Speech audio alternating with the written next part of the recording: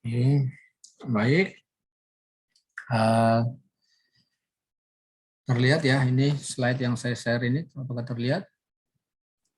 Lihat, Pak. Baik. Pertemuan kita hari ini adalah pertemuan yang ketiga dengan materi masih tentang material konduktor. Jadi lanjutan dari material kita bahas minggu lalu. Minggu lalu kita sampai di mana pembahasannya?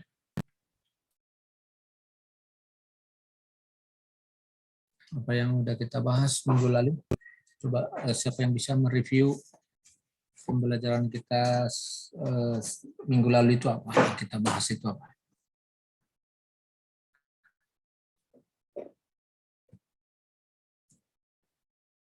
Mobilitas drift, Pak. Mobilitas drift. Apalagi yang kita bahas? Konduktivitas. Konduktivitas. Apalagi?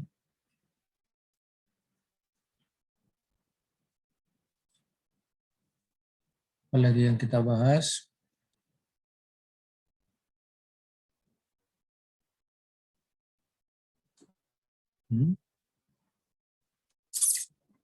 Apalagi selain ini?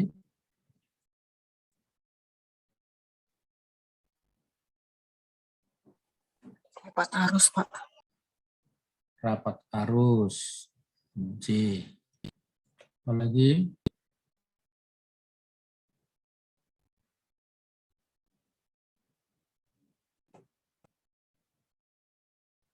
Apalagi?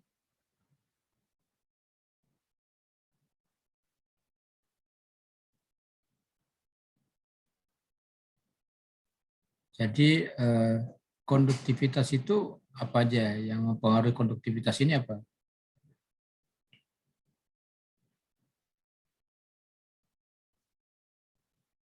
Conductivity material konduktor itu apa aja yang berpengaruh ke situ kemarin? Mobilitas drift. Mobilitas drift. Apalagi?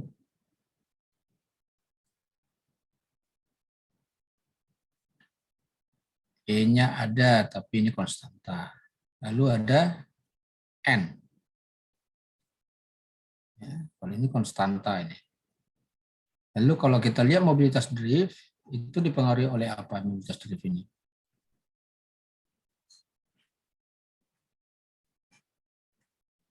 Ya. Apa? Massa elektron, Pak. Massa elektron. Apalagi? Waktu, Pak. Waktu tumbukan antar elektron sama elektronnya. Antar tumbukan. Lalu apa lagi?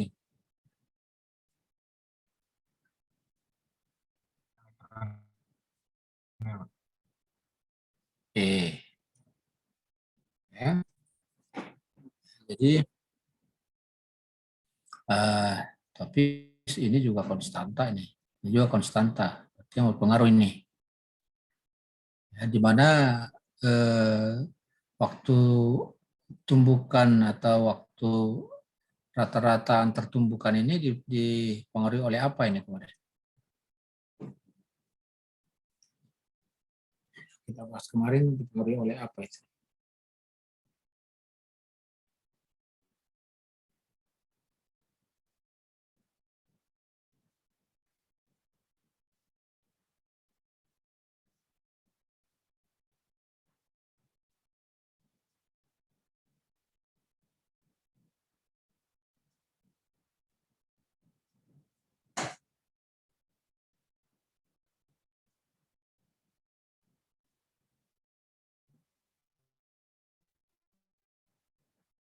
Ya, dipengaruhi oleh apa itu? Kecepatan drift sama medan elektron, bukan, Pak? Kecepatan drift. Ya, kemarin itu kita jelaskan bahwa itu dipengaruhi oleh kerapatan atom. Ya, kerapatan atom. Terus apa lagi kemarin? Jadi kerapatan atom ini tergantung atom penyusunnya, kan begitu ya. Sementara kalau N ini dipengaruhi oleh apa ini kemarin? N sama dengan jumlah pembawa muatan per satuan volume.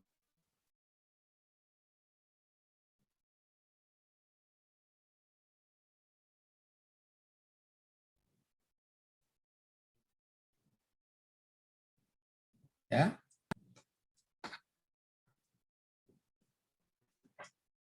Per satuan volume. Jadi ini tergantung juga karena nomor atom dari penyusun material itu beda-beda. Jadi akan mempengaruhi banyaknya pembawa muatan. Ya, jadi inilah yang menjadi alasan kemarin kita bahas bahwa kalau kita punya konduktor yang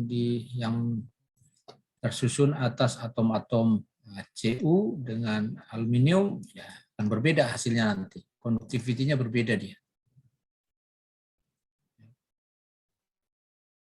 Nah, jadi yang kita bandingkan kemarin konduktiviti Cu dengan konduktiviti Al misalkan, yang kita bandingkan gitu. Tapi dengan asumsi bahwa ini masih murni semuanya, tidak ada campuran apa-apa, tidak ada campuran atom lain, misalkan yang tercampur dengan atom aluminium dan nikel atau apa, gitu, enggak ada. Ini juga begitu, murni. Jadi ini yang kita bandingkan kemarin ini murni dan tidak memperhitungkan masalah temperatur. Jadi kalau kita temperatur di sini, ini kita perbandingkan berarti untuk temperatur yang sama. Berarti. Ya temperaturnya sama, misalkan 20 derajat, ya udah 20 derajat. Nah sekarang pada pertemuan hari ini kita akan melihat justru pengaruh temperaturnya. Jadi kita mau melihat pengaruh temperatur ini terhadap ya, konduktivitas seperti apa.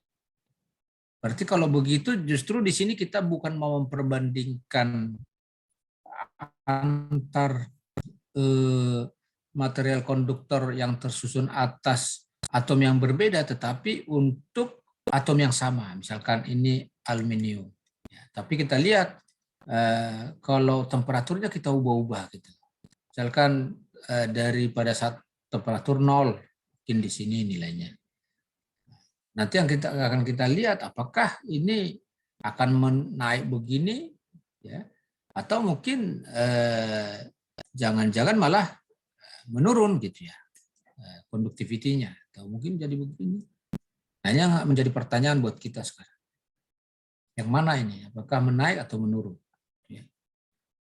Kemudian apa namanya? Ini tadi kita katakan ini murni. Nah, nanti kita lihat juga bagaimana kalau ada campuran. Jadi misalkan kalau kita punya material terbuat dari tembaga misalkan. Tapi ternyata di dalam sini tidak hanya atom tembaga yang penyusunnya ini. Bisa aja udah campuran. Misalkan udah ada tercampur dengan nikel misalnya. Yang menjadi pertanyaan di sini apakah itu jadi mempengaruhi? Kalau misalkan konduktiviti Cu-nya itu udah diketahui misalkan A. Gitu. Kalau itu murni. Kalau misalkan ada campuran nikel, Cu plus nikel. Ini bagaimana ini? Apakah akan meningkat atau malah atau konduktivitinya lebih besar dari A atau malah lebih kecil dari A? Kira-kira seperti itu. Jadi kita mau melihat pengaruh campurnya. Kita akan melihat nanti apakah berpengaruh kalau seandainya kita buat campuran itu misalkan 10% Cu tambah 9% nikel. Kalau ini kita ubah presentasi campuran, kita ubah misalkan ini menjadi, kita naikkan ini menjadi 40% nikel. Apakah ini memungkinkan? Bukan. Apakah ini berubah nilai dari konduktivitinya? Ya, jadi kita lihat nanti masalah presentasi campurannya. Ya. Bagaimana presentasi campurannya terhadap hasil konduktivitinya. Ya, baik, yang pertama sekali kita akan lihat sekarang adalah pengaruh temperatur. Ya. Jadi masih murni, khusus pengaruh temperatur aja, masih murni, jadi belum ada tercampur dengan atom lain. Ya, sekarang kita memperhatikan gambar ini, bahwa di sini ada atom, ini gambar atom ini, yang bulat ini atom. Lalu bervibrasi dia, ini kita gambarkan 2 dimensi. Tetapi sesungguhnya ini tentu vibrasinya secara 3 dimensi. Berarti ini bola, berarti kan seolah-olah ini bisa kita gambarkan seperti bulatan bola. Jadi kita mau melihat ini batas vibrasinya, ini batas vibrasinya. Ya, batas vibrasinya seperti itu, dia akan bergetar begini. Nah, ini jari-jari vibrasinya. Kalau ini kita sebut A, ini jari-jari vibrasinya. Ya, sekarang kita tinjau 2 atom yang bervibrasi. Ini atom 1, ini atom 2. Nah, ini bervibrasi ini. Ini bervibrasi juga. Lalu ada di sini elektron. Elektron bergerak dengan kecepatan U. Di sini ada tumbukan. Nah, ternyata mengubah arah. Tumburan lagi di sini. Mengubah arah dengan kecepatan U dari sini ke sini. Dari tumbukan 1 ke tumbukan 2 itu dengan kecepatan U, dan waktu yang dibutuhkan itu tau. Berarti seperti yang kita sebut di sebelum-sebelumnya, waktu antar tumbukan untuk 1 elektron. Jadi kalau jarak antara 2 atom ini adalah L, maka L-nya berarti adalah kecepatan kali waktu tempuh. Jadi U kali tau. Ya. Kemudian kalau kita sekarang tinjau ini, misalkan ini bergetar, ini bergetar. Ya, kita sekarang mau melihat sebenarnya bagaimana pengaruh getaran ini terhadap waktu tumbukan rata-rata ini, terhadap tau. Bahwa getaran ini terjadi akibat adanya temperatur. Kalau kita pengaruhi, kita berikan temperatur dari luar nanti, tentu akan mengubah getaran ini. Semakin besar temperatur, maka ini akan semakin bergetar. Berarti akan mengubah air. Ya, kemudian bagaimana kalau misalkan getarannya itu misalkan ini atomnya, ini bergetar hanya segini. Berarti A-nya segini. Ini juga begitu. Maka waktu yang dibutuhkan untuk menempuh ini dengan catatan kecepatannya sama, berarti ini adalah tau 1. Nah, sekarang kalau makin bergetar, ini akan semakin besar seperti ini jari-jari getarannya. Maka waktu yang dibutuhkan untuk menempuh ini dengan kecepatan yang sama, berarti ini adalah tau 2. Berarti bisa kita lihat tau 2 ini sekarang lebih kecil dari tau 1. Ya. Artinya bisa kita lihat bahwa dengan kenaikan temperatur maka akan menurunkan tau. Atau kita bisa katakan bahwa tau ini ternyata ini nantinya akan berbanding terbalik dengan tau ini atau waktu antar tumbukan. Ya. Nah, akhirnya bisa kita lihat sekarang ya kalau di sini dikatakan ada pusat sebaran dan seterusnya, jadi S U tau kalikan NS sama dengan 1, berarti bisa kita dapatkan tau sama dengan 1 per S UNS. Ya. Sebenarnya yang mau ditunjukkan di sini bahwa bagaimana hubungan antara tau ini terhadap A. Bahwa tau itu berbanding terbalik dengan A kuadrat. Jadi kalau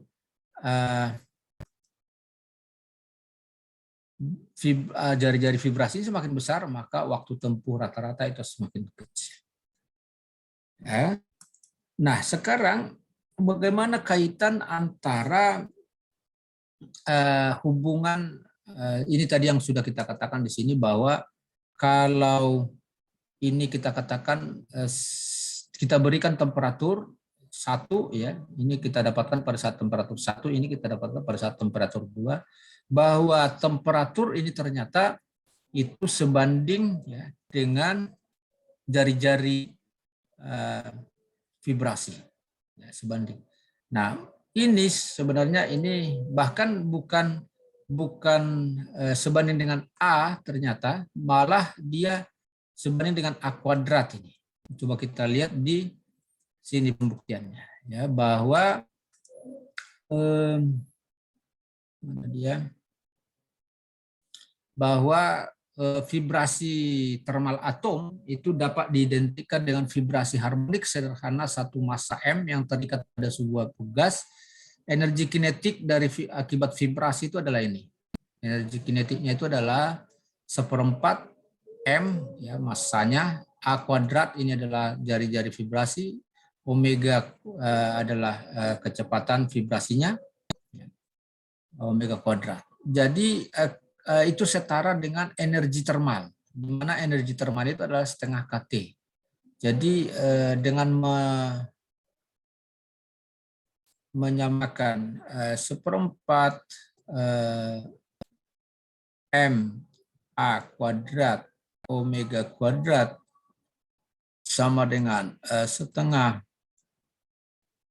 kT, ini bisa kita lihat dengan mengalikan semuanya dengan kali 4, ya. Ini kali 4, maka kita akan dapatkan ini. MA kuadrat omega kuadrat sama dengan 2 kT.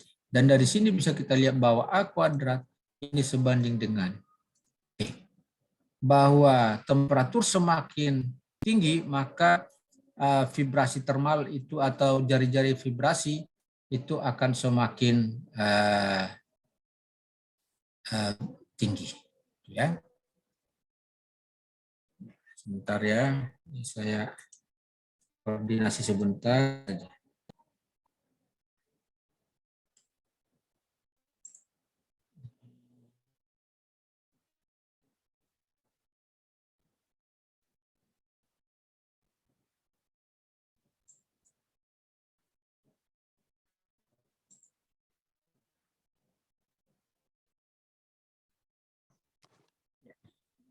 Baik.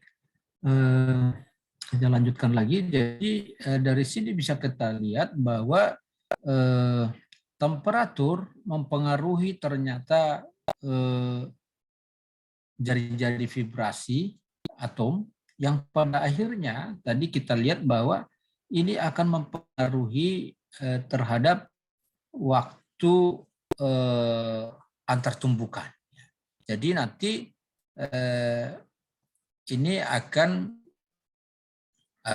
pada akhirnya akan kita peroleh waktu antar tumbukan itu semakin kecil, berarti dia berbanding terbalik dengan ini.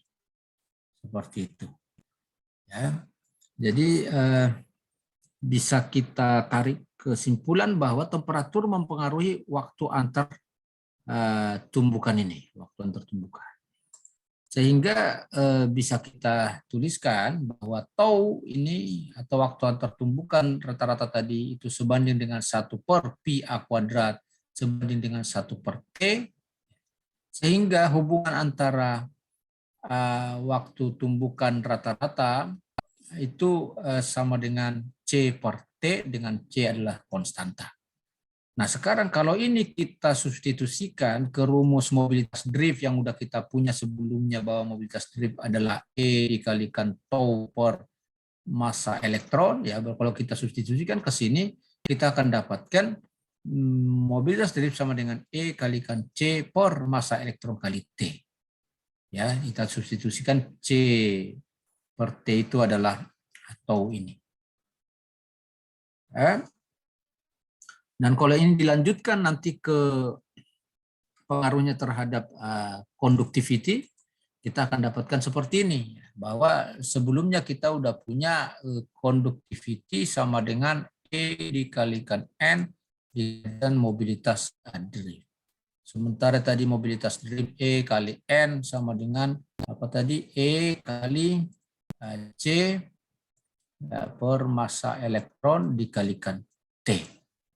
Ya, berarti E kuadrat sama dengan E kuadrat dikalikan N dikalikan C per massa elektron dikalikan T. Ini mobilitas drift. Conductivity. Dan conductivity itu sesungguhnya itu berbanding terbalik dengan resistivity. Jadi sama dengan 1/resistivity. Atau berarti resistivity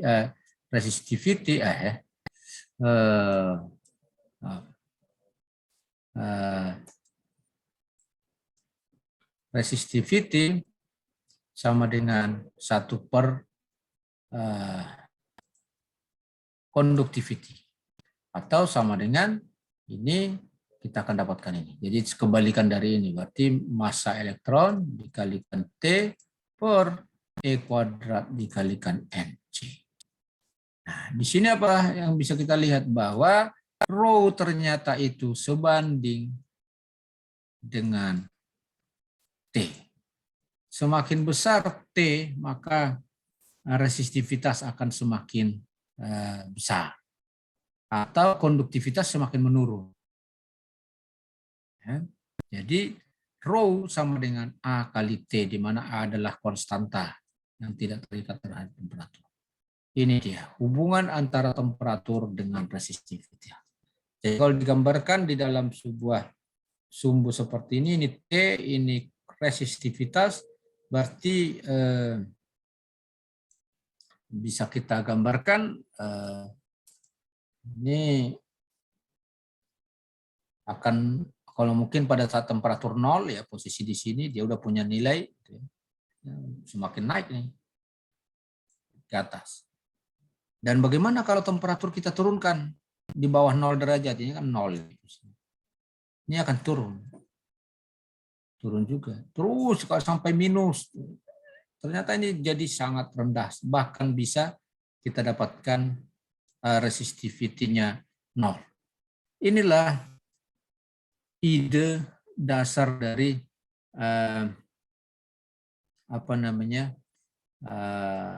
superkonduktor. Jadi di area ini adalah areanya material superkonduktor. Jadi di material superkonduktor ini adalah bagaimana kita membuat temperatur itu serendah mungkin seperti ini, tapi ya materialnya juga harus tertentu ini. Karena berbeda dia setiap material di minus berapa dia supaya resistivity ini menjadi 0. Dan yang menjadi tantangannya adalah menemukan material baru ya, dengan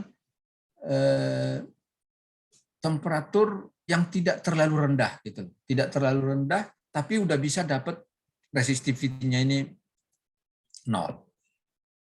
Itu yang menjadi tantangannya. Karena beda, mungkin ada yang material mungkin seperti ini dia. Grafiknya mungkin seperti ini. Atau mungkin malah seperti ini. Ya artinya tidak pernah sampai ke minus ya. Sorry. Ini artinya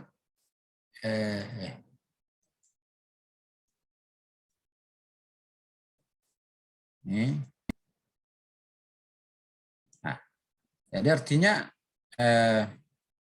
karakteristik dari masing-masing konduktor ini berbeda-beda. Ini dibutuhkan hanya segini udah nol. Ini dibutuhkan sampai minus sejauh ini. Ini bahkan lebih jauh lagi minusnya supaya didapatkan conductivity resistivity yang nol. Nah, tentu kita tadi tantangannya adalah mencari yang sekecil mungkin ini, bukan sedekat mungkin dengan nol. Kalau bisa di sini tentu akan lebih bagus karena kita tidak membutuhkan energi yang besar untuk menurunkan itu. Karena semuanya tentu butuh energi juga untuk menurunkan temperatur itu yang jauh di bawah temperatur 0 derajat.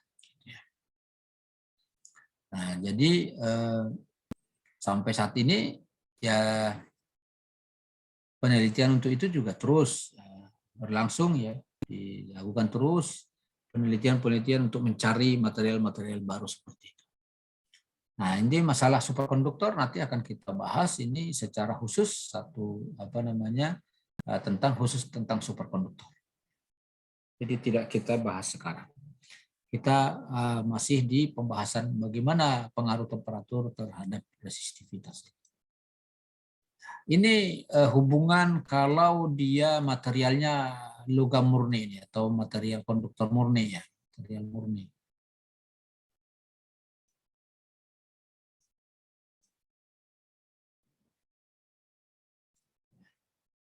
Nah, sekarang bagaimana kalau di dalam material itu ternyata tidak hanya ada atom penyusunnya, tapi ada juga tercampur dengan atom lain. Artinya sudah ada atom-atom yang tercampur ke situ selain dari atom penyusun utama. Nah, yang terjadi seperti ini ternyata. Ini untuk menjelaskan itu bisa kita lihat gambar susunan atom-atom seperti ini. Bisa kita lihat ini yang warna putih ini atom-atom penyusun utama lah ini. Ya, ini atom-atom penyusun utama semua ini. Ya. Tapi di situ ada juga yang namanya impurity atau kita sebut ini sebagai ketidakmurnian gitu ya. Ketidakmurnian atau kita sebut juga ini bisa kita katakan sebagai pengotor. Nah, sekarang kalau kita tinjau satu persatu, misalkan di sini ada elektron nih, sebagaimana seperti yang kemarin kita gambarkan, misalkan elektron bergerak ke sini, terjadi tumbukan dengan atom sini, lalu berbelok ke sini, terjadi lagi tumbukan ke sini, di sini berbelok ke atas, maka waktu yang dibutuhkan dari satu tumbukan ke tumbukan berikutnya ini kita sebut dengan tau, gitu kan? Cuma karena di sini adalah atom-atom murni semuanya, atom penyusun utama, kita sebut ini sebagai tau T atau tau temperatur, di mana yang mempengaruhi ini nantinya adalah temperatur gitu loh. Seperti yang sebelumnya kita bahas. Jadi yang mempengaruhi itu nanti apakah akan berubah tau-nya ini atau waktu antar tumbukan rata-rata ini tergantung ke temperaturnya. Jadi artinya besar kecilnya tau ini nanti akan ditentukan oleh temperaturnya. Nah, sekarang kita lihat bagaimana kalau di material itu tadi ada pengotor. Ada pengotor, kita gambarkan sekarang pengotornya ini warna hitam ini. Ini atom penyusunnya. Nah, misalkan ada atom yang menumbuk, elektron yang menumbuk atom ini, maka terjadi berbelok arah seperti ini, terus menumbuk ini lagi. Nah, waktu yang dibutuhkan dari tumbukan dari satu atom pengotor ke atom pengotor lain, itu kita sebut dengan tau impurity. Atau kita singkat dengan tau I ini. Ya.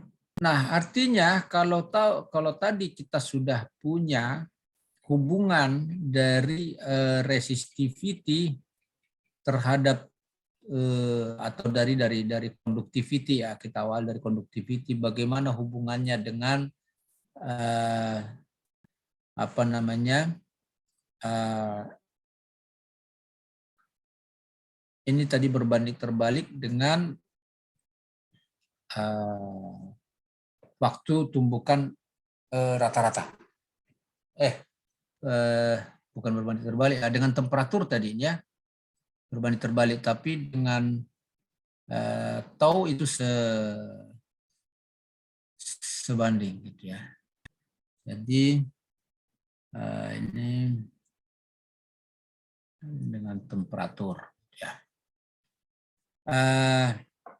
Jadi ternyata kalau yang atom murni itu seperti ini dia, ya. Tapi kalau kita mau lihat, kita pisahkan ini atau kita buat tadi ini seperti ini sebanding dengan waktu tumbuh rata-rata, atau rho ini sebanding dengan waktu untuk 1/tau begini. Kalau seandainya kita tinjau 1/1 yang mempengaruhi ini, berarti bisa kita katakan, kita pisahkan dia antara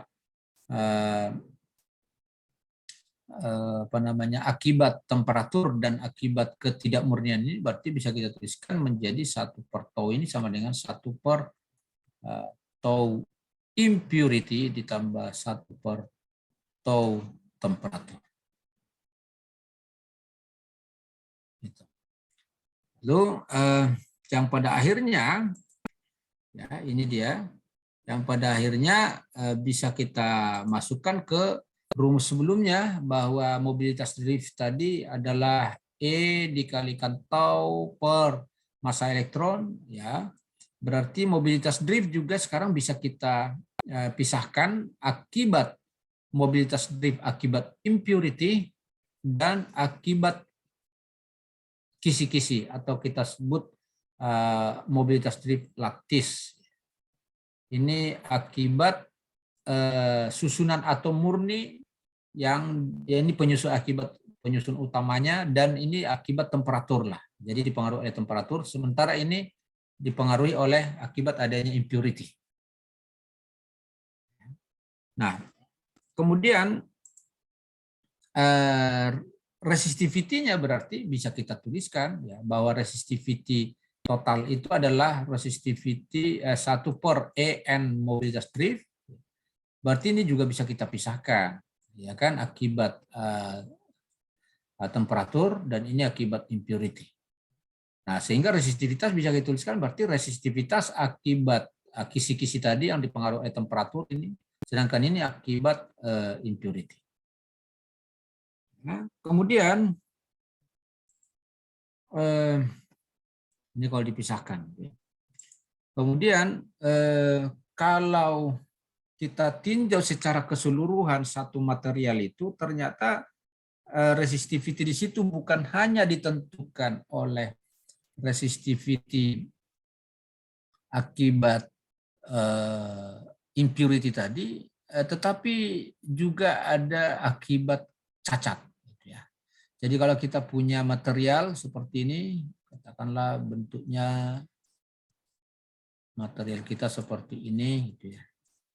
Nah, ternyata di dalam ini nanti enggak bisa kita hindari bahwa di sini bisa aja ada cacat-cacat tertentu, ya bisa ada lubang seperti ini, rongga-rongga seperti ini di dalam. Di mana ini seberapa banyak rongga di sini atau seberapa besar rongganya itu sangat dipengaruhi oleh proses produksi ini. Proses produksi tentu ini butuh kemampuan lagi untuk menganalisis ini, bahwa proses produksi itu tidak mudah juga ternyata. Mulai dari masalah suhu pemanasan, ya suhu atau temperatur pencairannya, belum lagi masalah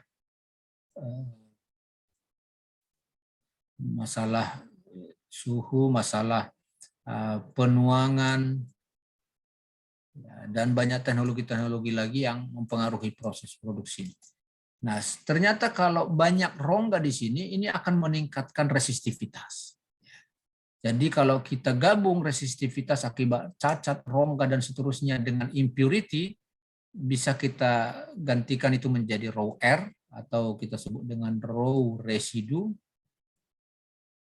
Dan ini merupakan penjumlahan dari raw cacat ditambah raw impurity yang udah ada tadi. Jadi ini masuk ke sini. Lalu yang ini apa? Ini yang akibat temperatur.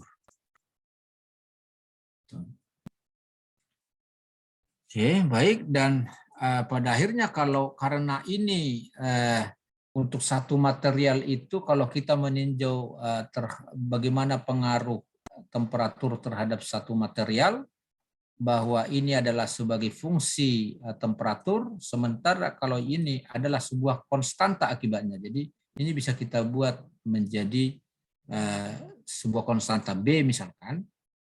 Ya.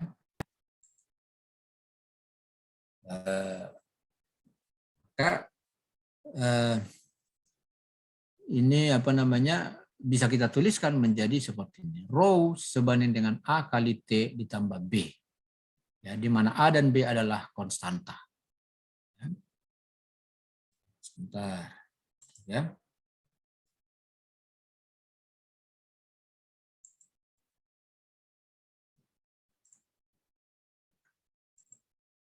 Oke, baik, kita lanjutkan. Jadi resistivity itu tadi bisa kita buat seperti ini. Ya, resistivity akibat susunan atom yang sangat dipengaruhi oleh temperatur, dan akibat adanya impurity dan juga cacat. Ya. Tapi kalau kita tinjau ini terhadap sebagai fungsi temperatur, ya ini bisa kita anggap sebagai sebuah konstanta. Karena dia akan mempunyai nilai yang konstan walaupun ada perubahan temperatur. Walaupun ada perubahan temperatur, dia akan seperti itu. Jadi seberapa banyak impurity di situ, ya di sini itu tentu terjadi pada saat produksi, dan seberapa banyak impurity dan seberapa banyak rongga juga pada saat produksi. Jadi setelah itu resistivity ini akan konstan terus. Yang berubah apa? Resistivity ini yang dipengaruhi oleh temperatur.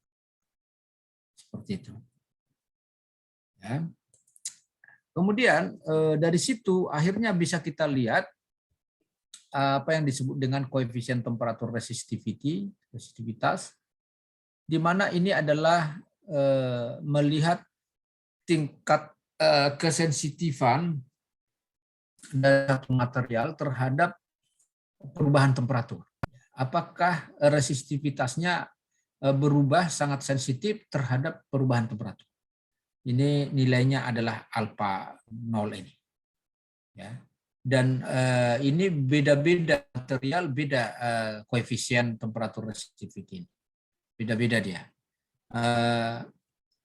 Tentu masalah manfaatnya tergantung kebutuhan kita. Apakah kita menginginkan satu material yang sensitif terhadap perubahan temperatur atau sebaliknya. Ya. Dan seberapa sensitif perubahan itu bisa dilihat dari rumus ini. Ya, bahwa ini tadi adalah koefisien TCR-nya tadi ini, di mana ini akan berpengaruh terhadap perubahan ini. Jadi kalau ini kecil, berarti ini menunjukkan bahwa dia tidak begitu sensitif terhadap perubahan temperatur.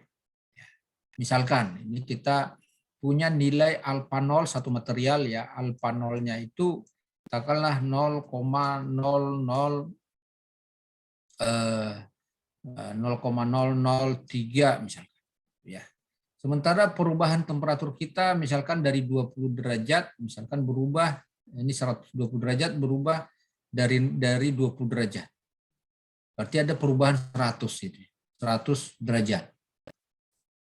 Berarti 100 kalikan 0,0003 ini berarti 12, berarti masih di sini itu nilainya itu masih 0,03.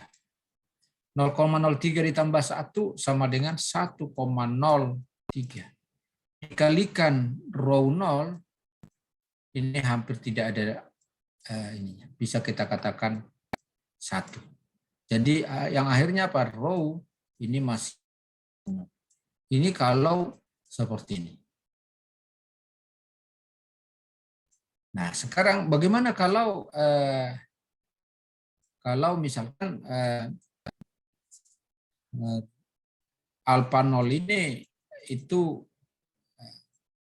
0,3 misalnya.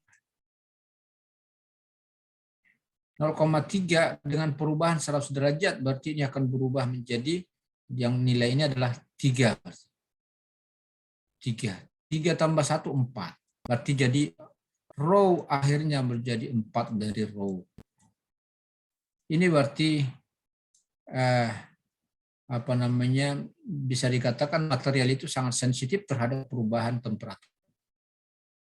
Jadi ini akan menentukan seberapa sensitif material itu terhadap perubahan temperatur. Ya, kemudian pengaruh campuran dan aturan Nordheim. Nah, coba kita lihat bahwa ketidakmurnian dalam satu material meningkatkan resistivitas. Dan misalkan alloy, ya, alloy itu adalah logam campuran ini.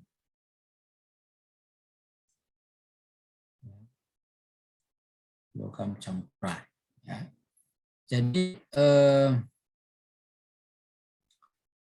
kalau untuk logam campuran itu biasanya pengaruh perubahan temperatur terhadap resistivitas ini nggak begitu pengaruh. Kenapa? Karena alfanya itu kecil dia. Alfanya kecil.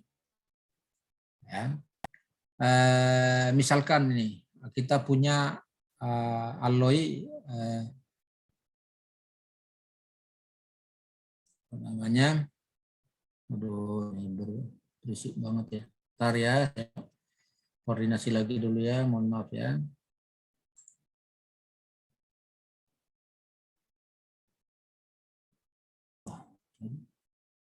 Jadi nggak kita lanjut ternyata recordingnya setelah saya ini. Oke.